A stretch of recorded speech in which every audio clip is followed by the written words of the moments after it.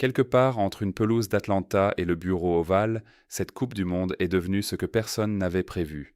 Un référendum sur le pouvoir, la politique et ceux qui contrôlent réellement le plus beau des sports. Deux arbitres, séparés par un océan et leur nationalité, mais liés par le tournoi, sont devenus les hommes les plus commentés du monde sportif pour des raisons presque étrangères au football. Le premier a été accusé de partialité par une nation éliminée. Le second a été publiquement attaqué par le président des États-Unis. Et entre ces deux affaires se pose une question plus vaste. Cette Coupe du Monde a-t-elle jamais été uniquement une affaire de football? Commençons par le match qui a mis le feu aux poudres. Le 7 juillet, l'Argentine et l'Égypte se sont affrontés en huitième de finale au Mercedes-Benz Stadium d'Atlanta et, pendant près d'une heure, le scénario semblait conduire à la plus grande surprise du tournoi. L'Égypte, très loin derrière les champions en titre au classement, a pris 2 buts d'avance. Yasser Ibrahim a marqué de la tête à la 15e minute, puis Mostafa Zico a conclu une contre-attaque magnifique peu après l'heure de jeu en reprenant une passe de Mohamed Salah avant de tromper Emiliano Martinez, sous l'explosion de joie des tribunes égyptiennes. Puis l'assistance vidéo est intervenue et le visage du tournoi a changé. Les ralentis ont montré que le milieu égyptien Marwan Attia avait commis une faute sur Lisandro Martinez environ 20 secondes avant le but de Zico, en lui tirant le maillot et en lui marchant sur le pied. L'arbitre français François Le Texier n'avait rien sifflé sur le moment. Le jeu avait continué, l'Égypte avait traversé tout le terrain en contre et le ballon avait fini au fond des filets. Le VAR a envoyé Le Texier devant l'écran. Il est revenu sur sa décision, a annulé le but et accordé un coup franc à l'Argentine à l'autre extrémité du terrain, très loin de l'endroit où le ballon était entré. Les consultants de télévision n'en croyaient pas leurs yeux. L'ancien défenseur anglais Rob Green a déclaré à l'antenne qu'une faute commise à une longueur de terrain du but n'aurait jamais dû être examinée. Alan Shearer a résumé la situation sans détour. Soit les deux actions constituèrent des fautes, soit aucune des deux. Ian Wright a rappelé que Mohamed Salah était lui aussi tombé après un contact dans la construction du futur but de la victoire argentine, sans que cette action soit revue. Jamie Carragher a affirmé qu'en Premier League, en Liga ou en Serie A, le but égyptien aurait été validé. Mené 2-0 avec à peine une demi-heure à jouer, l'Argentine a pourtant marqué 3 fois dans le dernier acte, grâce à Lionel Messi, Cristiano Romero et Enzo Fernandez. Elle a signé l'une des grandes remontées du tournoi et éliminé l'équipe qui l'avait dominée pendant l'essentiel de la soirée. L'Égypte n'a pas accepté cette issue en silence. Quelques heures après le coup de sifflet final, le président de la fédération égyptienne Hani Abou Rida a déposé une plainte officielle auprès de la FIFA et demandé une enquête sur ce que l'instance a qualifié de erreurs arbitrales majeures et de 2 poids, 2 mesures ayant directement provoqué l'élimination. La plainte ne concernait pas seulement le but annulé. Elle mentionnait aussi une intervention sur Salah dans l'action ayant précédé le but victorieux de l'Argentine, que les Égyptiens estimaient devoir être examiné comme un possible penalty, mais qui ne l'a jamais été. Elle soulignait également les nombreux cartons jaunes reçus par les joueurs égyptiens, ainsi que le rouge adressé à un membre du staff, contre aucun avertissement pour l'Argentine.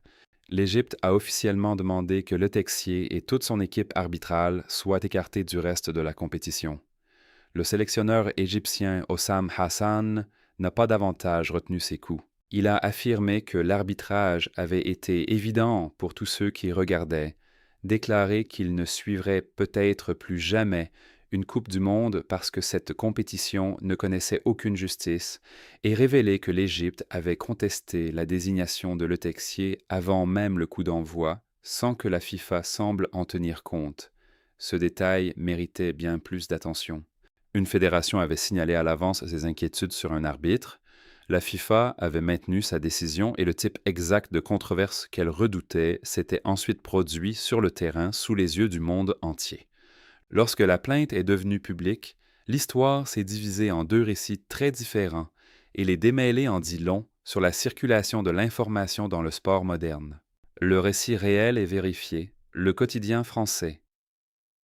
L'équipe a rapporté que la commission des arbitres de la FIFA dirigée par Pierluigi Collina, avait ouvert un examen interne officiel de la prestation de Le Texier.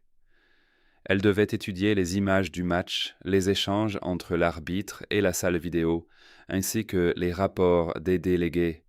Une décision sur son maintien était attendue avant les quarts de finale. Le récit fictif, un conte parodique, a affirmé que la FIFA avait déjà retiré son accréditation à Le Texier et l'avait exclu du tournoi. En quelques heures, la publication a recueilli une vague massive de mentions « j'aime » été reprise en capture d'écran par des pages de résumés, circulées sur les forums de football et même atteint les bandeaux d'information de chaînes télévisées dans plusieurs pays. Tout était faux. La FIFA n'a jamais annoncé de suspension. Le Texier n'a jamais été écarté. Mais la rumeur s'est propagée parce qu'elle semblait crédible. L'Égypte avait réellement porté plainte. La FIFA avait réellement ouvert une enquête. Des millions de supporters étaient là convaincus qu'une sanction était inévitable. La fausse nouvelle a simplement sauté de « sous examen » à « exclu ». Et, comme cette conclusion paraissait émotionnellement satisfaisante, presque personne n'a pris le temps de la vérifier avant de la partager. Collina a finalement soutenu Le Texier en public, rejetant toute idée d'influence extérieure sur l'équipe arbitrale et défendant plus largement le dispositif du tournoi malgré la montée des critiques. D'après des informations ultérieures, il était peu probable que Le Texier soit écarté de la Coupe du Monde uniquement à cause de la plainte égyptienne, aucune fédération ne pouvant opposer un veto aux désignations de la FIFA. La protestation de l'Égypte a néanmoins obligé l'instance à examiner officiellement le match et placer la question de la cohérence arbitrale au cœur des principaux récits de la compétition, que la FIFA rende un jour ses conclusions publiques ou non. C'est ici que l'affaire cesse d'être une simple polémique footballistique pour prendre une dimension plus large. Le Texier n'était pas le seul arbitre sous le feu des critiques, et le deuxième nom de cette histoire n'a pas été entraîné dans la tourmente par une fédération rivale. Il l'a été par le président des États-Unis. L'arbitre brésilien Rafael Claus dirigeait un match de groupe des États-Unis lorsqu'il a expulsé l'attaquant américain Folarin Balogun. La décision a presque immédiatement embrasé les réseaux sociaux. Ce qui la distinguait de toutes les autres controverses arbitrales du tournoi, c'est ce qui s'est produit ensuite. Le président Trump est intervenu directement, mettant publiquement en cause l'intégrité de Claus et la légitimité de sa décision, transformant un carton rouge en véritable incident diplomatique au sein d'un événement sportif. La FIFA a réagi rapidement et fermement, apportant tout son soutien institutionnel à Claus et défendant la décision face aux critiques d'un chef d'État en exercice. Difficile de mesurer combien cette séquence est inhabituelle. À chaque Coupe du Monde, les arbitres subissent la colère des supporters et des consultants. Ils sont très rarement attaqués nommément, en direct, par le président du pays hôte alors que le tournoi organisé par sa propre nation est encore en cours. Cet épisode s'inscrit dans un contexte bien plus vaste qu'un carton rouge. Depuis le début, la Coupe du Monde est assombrie par les tensions entre la FIFA et l'administration Trump autour des opérations de contrôle migratoire dans le pays hôte. Des informations publiées de plus tôt dans l'année indiquaient que la direction de la FIFA, dont son président Gianni Infantino, envisageait de demander officiellement ce que des associations qualifièrent de « trêve de l'ICE », un engagement public à suspendre les opérations migratoires dans les stades et les villes hôtes pendant le tournoi.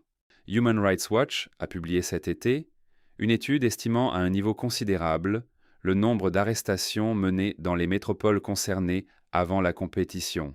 L'organisation a appelé la FIFA à exiger de Washington des garanties protégeant supporters, joueurs et journalistes contre des interventions liées à l'événement. Des dizaines d'associations de défense des immigrés ont également publié un avis de voyage commun avertissant les visiteurs du risque de détention, de contrôle au faciès ou de conséquences plus graves s'ils croisaient les services migratoires près du tournoi. Lors d'une audition au Congrès, la direction intérimaire des services d'immigration a déclaré que les agents de Homeland Security Investigations resteraient un élément essentiel de la sécurité des stades pendant toute la compétition et a refusé de garantir une pause, malgré la pression croissante de la FIFA, des organisations de défense des droits et même de certaines fédérations étrangères. Des ONG ont ouvertement décrit le tournoi comme une possible aubaine de sportswashing, estimant que l'administration utilisait la lumière mondiale de la Coupe du Monde pour projeter l'image d'un pays sûr et accueillant, tout en poursuivant des opérations agressives dans les villes mêmes où se disputaient les rencontres. Quelle que soit l'opinion de chacun, le fait central ne se discute pas.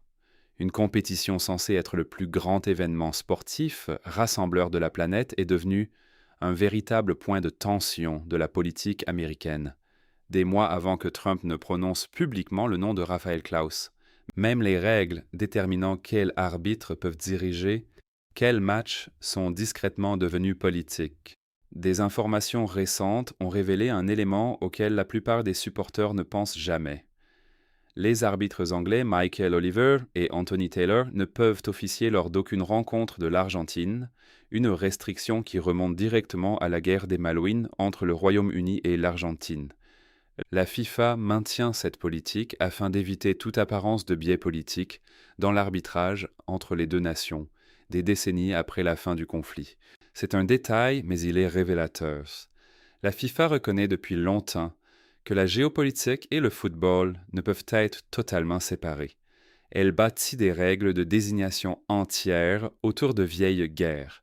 Pourtant, elle répète que chaque décision arbitrale est purement technique, apolitique et imperméable aux influences extérieures, même lorsqu'un président américain en exercice désigne l'un de ses arbitres par son nom à la télévision en direct. La pression sur l'arbitrage de la FIFA ne s'est arrêtée ni à l'Égypte ni à Klaus.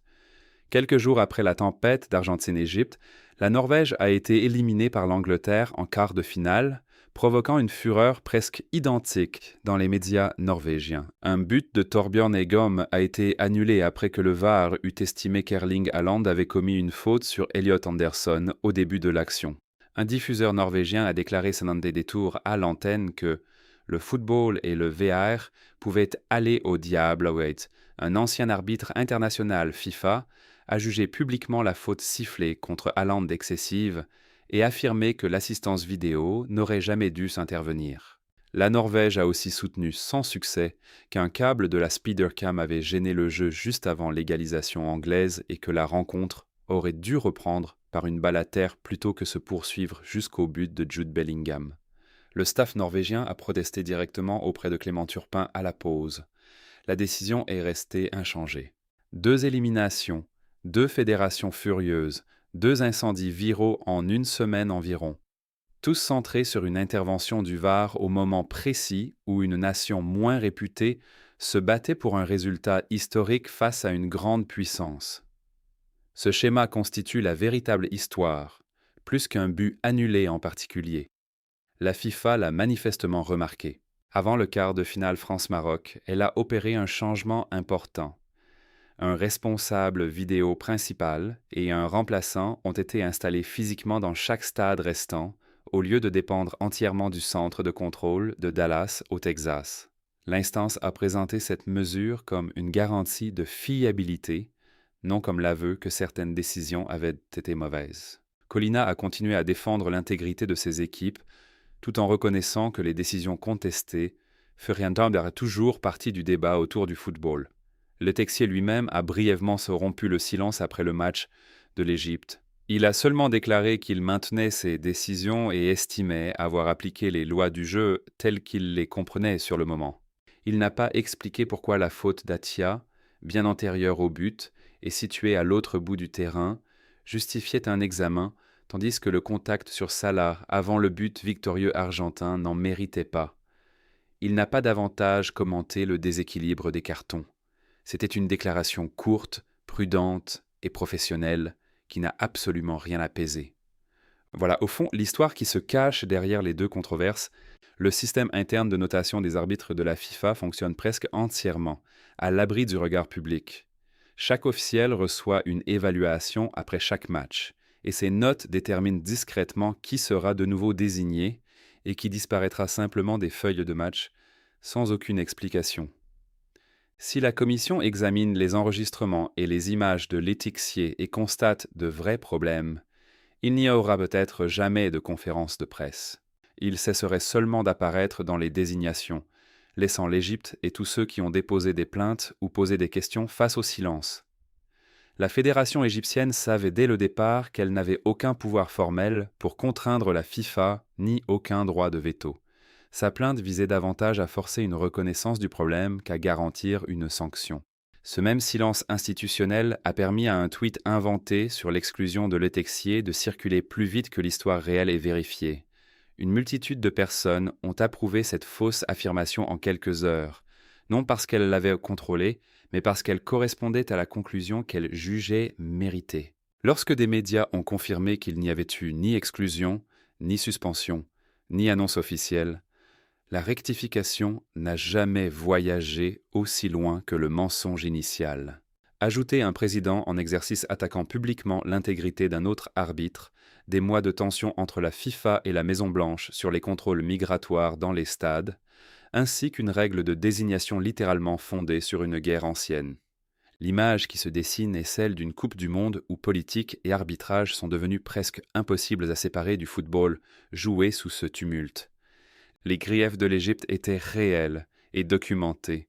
La colère norvégienne reposait sur une intervention du VAR réellement étrange. Le carton rouge de Klaus est devenu un sujet présidentiel. Le but annulé par les texiers a déclenché une enquête officielle de la FIFA qui pourrait mettre discrètement fin à son tournoi sans qu'un mot d'explication publique soit jamais prononcé. Rien de tout cela n'avait besoin d'un tweet fabriqué pour compter. Les fausses informations ont seulement rendu un tournoi déjà complexe et politiquement chargé encore plus difficile à comprendre pour le public. Et cette confusion, plus que n'importe quelle mauvaise décision, pourrait devenir le principal souvenir laissé par l'arbitrage de cette Coupe du Monde. Une autre dimension apparaît rarement dans les résumés, l'argent. La FIFA devrait tirer de ce seul tournoi des revenus gigantesques, portés par l'élargissement des contrats de diffusion, les offres de parrainage et un format étendu à davantage d'équipes, précisément conçu pour multiplier les matchs, les ventes de billets et les espaces publicitaires aux États-Unis, au Mexique et au Canada. Lorsqu'une compétition produit de telles sommes, chaque décision contestée possède un poids financier bien au-delà du score. Un but annulé qui élimine tôt une petite nation ne met pas seulement fin à un rêve. Il peut modifier les audiences, la demande de billets pour les tours suivants et la visibilité des sponsors d'une manière qui dépasse largement le sport. Voilà pourquoi des fédérations comme celle de l'Égypte réclament si fortement des comptes publics. Et pourquoi l'instinct de la FIFA consiste presque toujours à faire bloc autour de son appareil arbitral plutôt qu'à l'ouvrir à un contrôle extérieur. Il faut aussi se rappeler combien le contexte sécuritaire et politique du tournoi était inédit dès le départ. Organiser des rencontres dans des villes américaines revenait à accueillir la Coupe du Monde dans un pays engagé dans l'une des campagnes de contrôle migratoire les plus offensives depuis des décennies. Tout au long du printemps, des articles ont décrit des tensions entre responsables de la FIFA et du ministère de la Sécurité intérieure sur la visibilité des agents autour des stades, des zones de supporters et des pôles de transport. Certains élus des villes hautes auraient exprimé en privé leur opposition, craignant qu'une forte présence policière ne décourage les visiteurs étrangers et ne réduise les recettes touristiques attendues. La FIFA n'a jamais obtenu l'engagement public qu'elle recherchait, selon les informations disponibles. Les opérations ont continué pendant la phase de groupe puis les tours à élimination directe. Lorsque Klaus a expulsé Balogun et que Trump est intervenu, le tournoi évoluait déjà sous une pression politique qu'aucune précédente Coupe du Monde organisée sur le sol américain n'avait connue. En réunissant toutes ces pièces, une image plus nette se forme. La compétition a offert un football réellement spectaculaire, de la première période éblouissante de l'Égypte face aux champions en titre à la remontée tardive de l'Argentine, en passant par une Norvège poussant l'Angleterre dans ses derniers retranchements en quart de finale. Mais elle a montré avec la même constance autre chose, un écart persistant entre ce que les supporters voient sur le terrain, ce que les fédérations consignent officiellement et ce que la FIFA accepte d'expliquer sur les raisons de ces événements. Des arbitres comme Letexier et Klaus n'avaient pas demandé à devenir des points de cristallisation politique. Ils se trouvaient simplement au plus près des instants où les tensions les plus anciennes du football, la fierté nationale, l'équité et désormais la politique intérieure américaine, se sont heurtées devant des milliards de spectateurs. Rien n'est encore tranché. La FIFA changera-t-elle ses structures après ce tournoi ? Commencera-t-elle à expliquer publiquement l'évaluation des arbitres au lieu de les laisser disparaître des listes ? Les futurs pays hôtes subiront-ils le même niveau d'examen politique ? Une chose, en revanche, est acquise. Cette Coupe du Monde compte déjà parmi les grands événements sportifs les plus étroitement mêlés à la politique dans la mémoire contemporaine.